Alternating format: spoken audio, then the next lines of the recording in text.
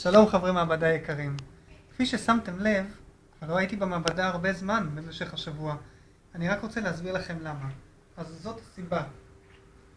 עכשיו ככה, אני מרותק פה לסטרואידים, לכן אני קצת מעופף. ירון, מה שלומך? אני מקווה שאתה מתגעגע אליי.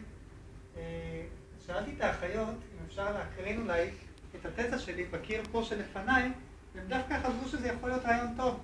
אפילו התעניינו בתזה שלי. לגבי כל האחרים, תודה רבה לכל מי שבא לבקר אותי, אתם חברי אמת.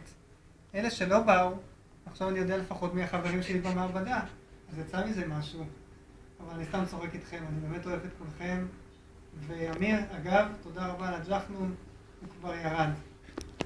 אז שיהיה לכם באמת שבוע טוב, כן? ואני מקווה לראות אתכם בשתי העיניים שבוע הבא.